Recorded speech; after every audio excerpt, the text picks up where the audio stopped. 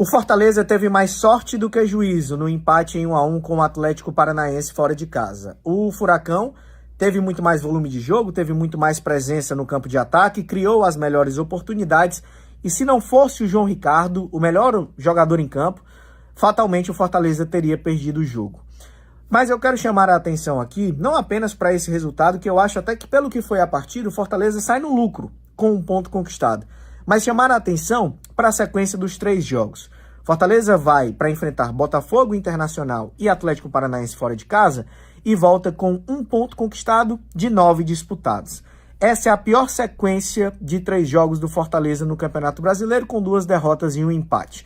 Mas se a gente for analisar friamente, não tem nenhum resultado anormal. Perdeu por 2-0 para o Botafogo, perdeu por 2-1 para o Internacional, com a polêmica da arbitragem, e empatou com o Atlético Paranaense fora de casa por 1-1.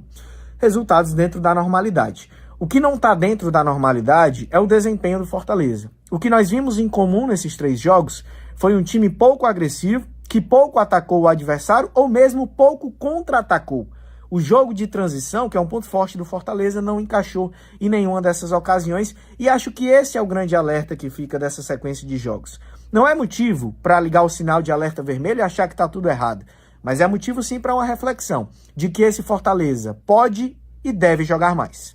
Se havia alguma dúvida sobre qual competição Fortaleza iria priorizar, essa dúvida foi encerrada. Fortaleza claramente está priorizando a Copa Sul-Americana. O Vojvoda hoje escalou uma equipe praticamente reserva no empate de 1-1 contra o Atlético Paranaense. E outra, insistiu mais uma vez com o Machuca na segunda etapa. E de novo o Machuca praticamente não fez nada. E ainda teve o Kevin Andrade, que o torcedor tricolor tem que agradecer pelo gol lá contra o Boca Juniors em La Bombonera. Mas olha, ele perdeu um pênalti contra o Vasco, uma decisão de vaga da Copa do Brasil. E hoje perdeu um gol injustificável. Era para ter saído no intervalo para a entrada do Pochettino. Tem que baixar a bola o garoto venezuelano. Aliás, acho que o Vojvoda demorou para fazer as substituições, que o Fortaleza foi dominado na segunda etapa. É verdade, perdeu um ou outro gol ali no finalzinho, um com o Marinho, o Breno Lopes, mas olha, se não é o João Ricardo, o time tricolor poderia ter perdido. 1 ponto, ótimo, fora de casa, valeu. Mas para ficar disputando ali, jogo a jogo, rodada a rodada contra o Botafogo, teria que ter vencido esse Atlético Paranaense. O discurso é de não priorizar a competição, mas a própria escalação do Fortaleza nesse jogo contra o Atlético Paranaense sugere que o Fortaleza estivesse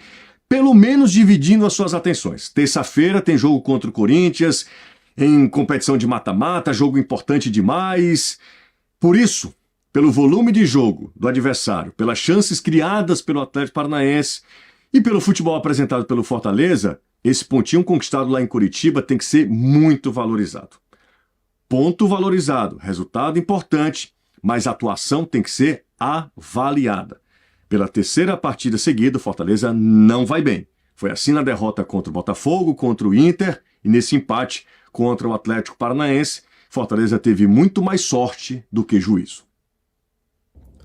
Fala, amigos da torcida K. Bom, 1-1, né? Eu acho que foi um bom resultado. Você jogando fora de casa, diante de um adversário que estava pressionado para vencer, né?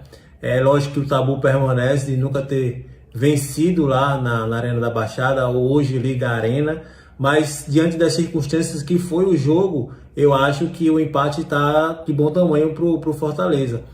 O melhor jogador em campo foi o João Ricardo, e aí mostra como a equipe teve muita dificuldade em atacar e também em se defender. Se defendeu ali até bem em certos momentos, mas em muitas vezes o João Ricardo foi exigido, né, com ótimas defesas ali durante a partida, e aí mostra que realmente a equipe do Fortaleza está jogando um pouco abaixo. É lógico que hoje é difícil a gente exigir um bom desempenho da equipe, que foi uma equipe totalmente mudada, uma equipe alternativa, mas a questão é que não é só hoje, né? Tem de outros jogos também, a equipe jogando um pouco abaixo, mas é claro que diante, como eu falei, de um adversário tão complicado de se jogar lá em Curitiba e com a equipe alternativa, 1-1 foi um bom resultado. Eu acredito que pensar no próximo jogo, que é diante do Corinthians pela Sul-Americana e depois no Bahia. Então, como já vem sendo pregado dentro do próprio clube, é pensar jogo a jogo. Agora é pensar no Corinthians pela Sul-Americana,